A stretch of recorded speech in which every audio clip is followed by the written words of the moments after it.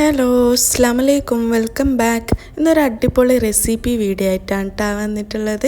Air ഫ്രയറിൽ നല്ല perfect ആയിട്ടുള്ള grill എങ്ങനെയാണ് ഉണ്ടാക്കുന്നതെന്ന് കാണിക്കാം. അപ്പോൾ എല്ലാവരും വീഡിയോ ഫുള്ളായിട്ട് കണ്ടു നോക്കുക. ഇഷ്ടമായെങ്കിൽ ലൈക്ക് ചെയ്യുക. പുതിയ വ്യൂവേഴ്സ് ഉണ്ടെങ്കിൽ ഒന്ന് സബ്സ്ക്രൈബും കൂടി ചെയ്യണേ. ആദ്യം തന്നെ ഞാനിതാ ഒരു 300 ഗ്രാം വരുന്നുള്ള ഒരു ഫുൾ ചിക്കൻ എടുത്തിട്ടുണ്ട്. ഇത് നല്ല പോലെ ഒന്ന് കഴുകിയെടുത്തതാണ് കേട്ടോ. കുറച്ച് വിനാഗിരിയെല്ലാം ഒഴിച്ചിട്ട് നല്ല പോലെ ഒന്ന് കഴുകിയെടുത്തതാണ്. ഇതിൻ്റെ സ്കിന്ന് കളയാൻ പാടില്ല കേട്ടോ. നമ്മൾ ഗ്രില്ല് ഉണ്ടാക്കുന്ന ടൈമിലല്ലേ ഇങ്ങനെ സ്കിന്നോട് കൂടിയിട്ട് ഉണ്ടാക്കിയാലേ നമുക്ക് നല്ലൊരു റെസ്റ്റോറൻറ്റ് സ്റ്റൈലിലെല്ലാം നമ്മൾ കഴിക്കുന്ന ആ ഒരു ടേസ്റ്റ് കിട്ടുള്ളൂ. അതുകൊണ്ട് സ്കിന്ന് ഇത് ഇഷ്ടമില്ലാത്തവർ വെക്കണ്ട, പക്ഷേ ഇത് നല്ല ടേസ്റ്റാണ് കേട്ടോ അങ്ങനെ സ്കിന്നോട് കൂടിയിട്ട് ഉണ്ടാക്കുമ്പോൾ. ഇപ്പോൾ ഇതാ ഞാൻ ചിക്കനിലെല്ലാം ഒന്ന് നല്ല പോലെ ഒന്ന് വരഞ്ഞു കൊടുക്കുന്നുണ്ട്. നമ്മൾ നല്ല ഇത് ഇറച്ചിയുള്ള പാകത്തേക്കുള്ളില്ലേ നല്ല പോലെ ഒന്ന് കത്തി വെച്ചിട്ട് വരഞ്ഞു കൊടുക്കുക. ഇനി ഗ്രില്ലിന് വേണ്ടിയിട്ടുള്ള മസാല റെഡിയാക്കാം. അതിന് വേണ്ടിയിട്ട് ഞാനിപ്പോൾ ഇതാ മിക്സിയുടെ ജാർ എടുത്തിട്ടുണ്ട്. അതിലേക്ക് ഒരു സവാളൻ്റെ പകുതിയും ഒരു 5-6 വെളുത്തുള്ളി, ഒരു ചെറിയൊരു കഷ്ണം ഇഞ്ചി, 2 പച്ചമുളകും, പിന്നെ ഒരു പിടി മല്ലിയിലയും കുറച്ച് പുതിന ഇലയും കൂടി ഇട്ട് കൊടുക്കുന്നുണ്ട് കേട്ടോ. പുതിന ഇല കുറച്ച് മാത്രം ഇട്ടാൽ മതി, ഒരു ഫ്ലേവറിന് വേണ്ടിയിട്ടാണ്. ഇനി ഇതെല്ലാം ഒന്ന് മിക്സിയുടെ ജാറിലേക്ക് ഇട്ട് കൊടുക്കുക.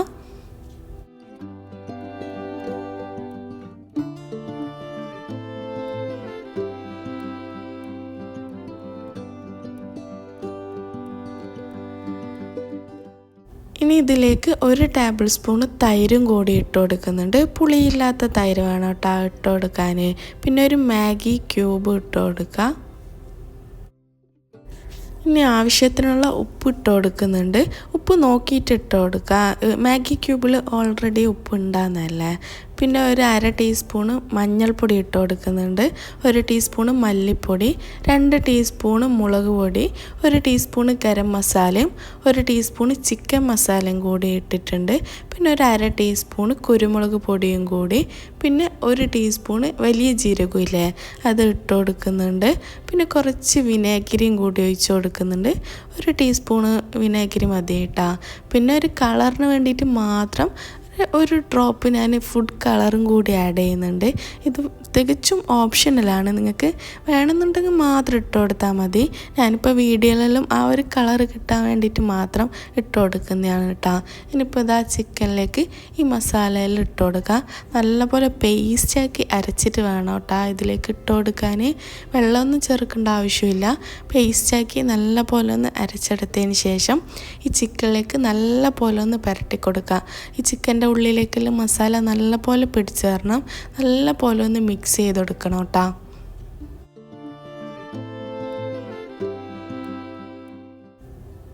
ഈ മസാല പേസ്റ്റ് ആക്കുന്ന ടൈമിൽ ഒട്ടും വെള്ളം ചേർക്കണ്ട.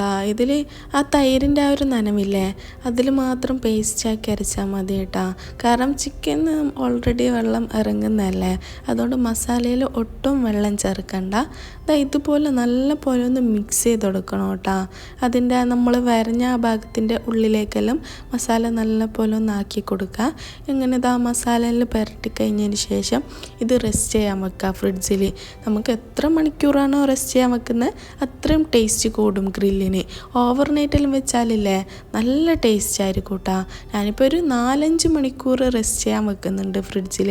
അങ്ങനെ ഇപ്പോൾ ഒരു 5 മണിക്കൂറിന് ശേഷം ഇപ്പോൾ എടുത്തതാണ് കേട്ടോ.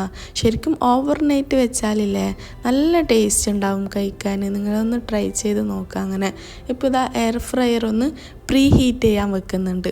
ഞാനൊരു 3 മിനിറ്റ് ഒന്ന് പ്രീ ഹീറ്റ് ചെയ്യുന്നുണ്ട്.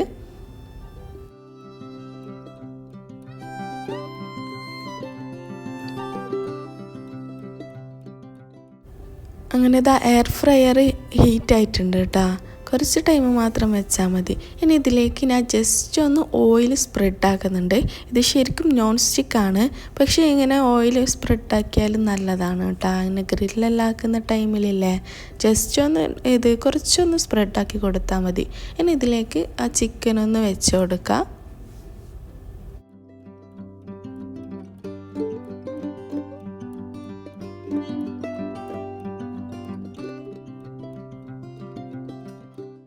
ഇങ്ങനെ ചിക്കൻ വെക്കുന്ന ടൈമിൽ സൈഡിലെല്ലാം ആ മസാല ആയിട്ടുണ്ടെങ്കിൽ അതെല്ലാം ഒന്ന് തുടച്ച് ക്ലീൻ ആക്കണം കേട്ടോ. അല്ലെങ്കിലില്ലേ ആ മസാലയെല്ലാം വേഗം കരിഞ്ഞു പോവും. അപ്പോൾ ഒരു കരിഞ്ഞ ഒരു ടേസ്റ്റ് മണമെല്ലാം ഉണ്ടാവും. അതുകൊണ്ട് സൈഡിലെല്ലാം ഉണ്ടാകുന്നില്ലേ അതൊന്ന് ജസ്റ്റ് ഒന്ന് ടിഷ്യൂ വെച്ചിട്ടൊന്ന് തുടച്ചെടുത്താൽ മതി. ഇനിയിപ്പോൾ ഇത് കുക്ക് ചെയ്യാൻ വെക്കുക.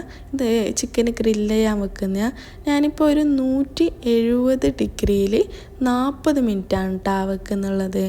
ഓരോ എയർ ഫ്രയറും ഓരോ കണക്കായിരിക്കും.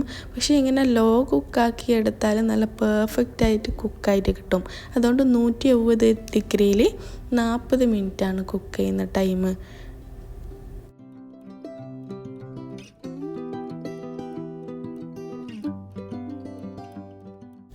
ഇപ്പോൾ ഹാഫ് ടൈം ആയിട്ടുണ്ട്. 20 മിനിറ്റ് ആകുമ്പോൾ ചിക്കൻ ഒന്ന് എടുത്ത് തിരിച്ചിട്ട് കൊടുക്കുന്നുണ്ട് കേട്ടോ. ഇപ്പോൾ നല്ല പെർഫെക്റ്റ് ആയിട്ട് വന്നിട്ടുണ്ട് ഒരു സൈഡ്.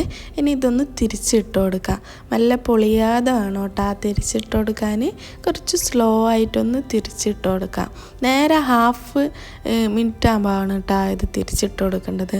നമ്മൾ 40 മിനിറ്റ് അല്ലേ വെച്ചിട്ടുണ്ടായത്. അപ്പോൾ ഇപ്പോൾ 20 മിനിറ്റ് ആകുമ്പോൾ ഞാനിതെടുത്തിട്ടൊന്ന് തിരിച്ചിട്ട് കൊടുക്കുന്നുള്ളത്.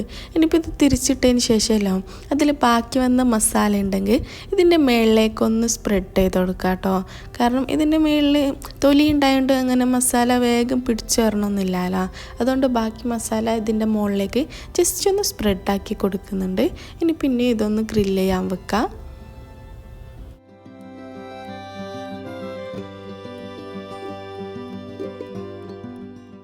അങ്ങനെ സെറ്റ് ചെയ്ത ടൈമറെല്ലാം ഓഫായിട്ടുണ്ട്. ചിക്കൻ നല്ല പെർഫെക്റ്റ് ആയിട്ട് ഗ്രില്ലായിട്ട് വന്നിട്ടുണ്ട് കേട്ടോ. ഇതുപോലെ സ്ലോ കുക്ക് ചെയ്താൽ നമുക്ക് ഉള്ളിൽ നല്ല ജ്യൂസിയും പുറത്ത് നല്ല ഗ്രില്ലായിട്ടും കിട്ടും. ഇങ്ങനത്തെ ടൈമർ വെച്ചിട്ടൊന്ന് ടെസ്റ്റ് ചെയ്ത് നോക്കിട്ടാ. നിങ്ങൾ എങ്ങനെയാണ് ഉണ്ടാക്കുന്നതെന്ന് അറിയില്ല, പക്ഷേ ഇങ്ങനെ ഒന്ന് മസ്റ്റായിട്ടൊന്ന് ട്രൈ ചെയ്ത് നോക്കുക. നല്ല റെസ്റ്റോറൻറ്റ് സ്റ്റൈൽ തന്നെ നല്ല പെർഫെക്റ്റ് ആയിട്ടുള്ള ഗ്രില്ലാണ് കേട്ടോ. നല്ല ടേസ്റ്റും തന്നെയാണ്. എല്ലാവരും മസ്റ്റായിട്ടൊന്ന് ട്രൈ ചെയ്ത് നോക്കാം. ഇന്നത്തെ വീഡിയോ എല്ലാവർക്കും ഇഷ്ടമായെന്ന് വിചാരിക്കുന്നു. ഇഷ്ടമായ ലൈക്കും കമൻറ്റൊക്കെ ചെയ്യണേ. ഇനി പുതിയതായിട്ട് കാണുന്നവരുണ്ടെങ്കിൽ ഒന്ന് സബ്സ്ക്രൈബും കൂടി ചെയ്യാം. ഇനി മറ്റൊരു നല്ലൊരു വീഡിയോ ആയിട്ട് കാണാം. അപ്പോൾ ഓക്കെ, ബൈ.